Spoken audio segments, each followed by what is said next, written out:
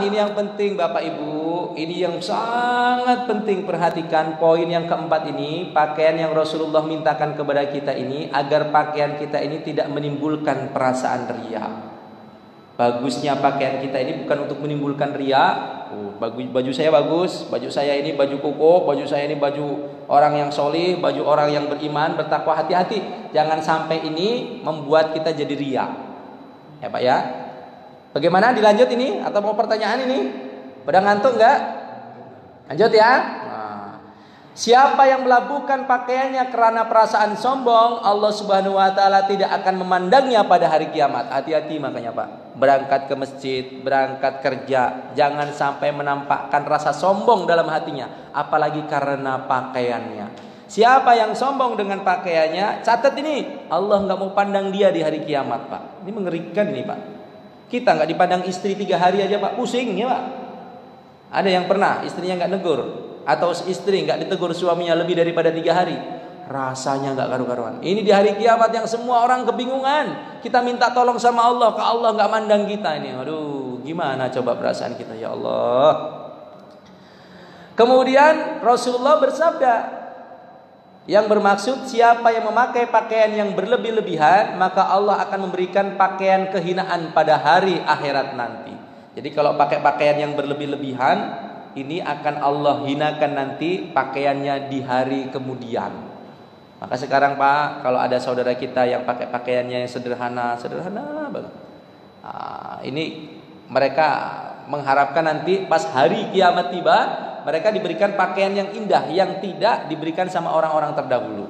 Dan pakaian terbaik ini adalah pakaian takwa. Nanti akan tiba Bu, masa Bu, pada hari sesudah yaumul hisab, berbangkit, ibu-ibu, bapak-bapak yang punya anak, cucu hafal Quran, ini akan mendapatkan sebuah pakaian berwarna hijau yang belum pernah dipakaikan sama orang-orang yang pernah hidup sebelumnya.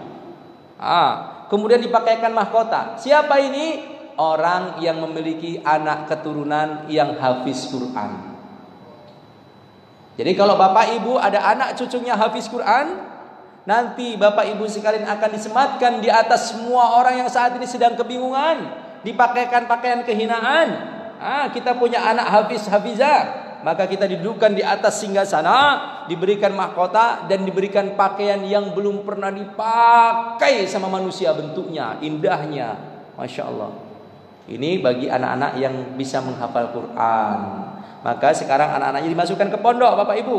Ya, jangan mikirin lulusan dari pondok nanti jadi apa. Rata-rata sekarang ini lulusan pondok pesantren ini masya Allah dibutuhkan. Apalagi hafiz Quran.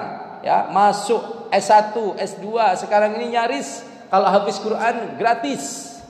Masuk ke dokteran, masuk ke polisian dibutuhkan sekarang ini Bu. Ya, maka anak-anaknya disuruh dan diajarkan supaya ada untuk tempat ngafal Quran, belajar ngafal Quran ini penting ini Bu. Bukan hanya dunia, sampai di akhirat ini efeknya. Ya, jadi jangan remeh-temeh dengan orang yang ngafal Quran ini karena ada kebarokahan di dalamnya. Ya. Berikutnya tidak menimbulkan rasa riya. Kemudian, ini juga penting. Lelaki dan wanita berbeda. Hati-hati jangan sampai ketukar pakaian kita ini Bapak Ibu. Laki-laki jangan ngikutin pakaian perempuan. Ustadz pakai pakaian perempuan tuh, jubah itu kan kayak baju tidur. Gitu mungkin seperti itu. Beda Pak. Jubah ini adalah merupakan bagian daripada tradisi orang-orang Arab terdahulu yang kita orang-orang di Indonesia ikut senang. Karena laki-laki di sana menggunakan seperti ini. Nah, di Indonesia ini sudah sampai, budaya itu sudah sampai. Dan kita ini juga senang karena ini merupakan pakaian sunnah. Ini yang terpenting itu. Di balik sunnah ini ada kejayaan. Jadi bukan ngikutin perempuan kalau jubah ini. Memang bentuknya seperti itu, di Mekah seperti itu. Bagian daripada budaya, dan budaya yang baik merupakan sunnah Nabi pakaian model yang seperti ini. Koko itu juga pakaian-pakaian yang ada di Indonesia. Ya, menjadi tradisi orang Indonesia. Walaupun namanya nama Cina ya. Koko, engko gitu ya.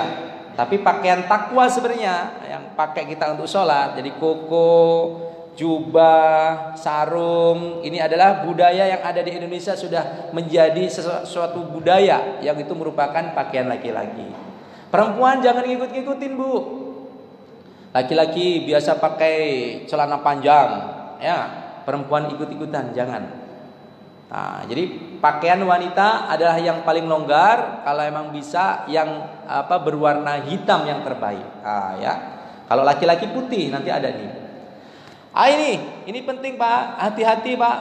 Suaminya punya uang banyak, istrinya punya uang banyak, berangkat ke mall beli batik. Oh Bu, ini harganya beda Bu. Kenapa? Oh ini terbuat dari sutra.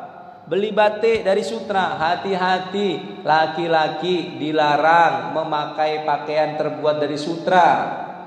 Ini gagahnya kita, banyaknya uang kita terkadang, oh ini biasa, ini yang sutra aja ya, yang sutra aja. Berapa harganya satu? Ini 15 juta yang ini. Bangga dia dengan pakaian sutra. Padahal dalam Islam sampaikan mengharamkan kaum lelaki memakai sutra.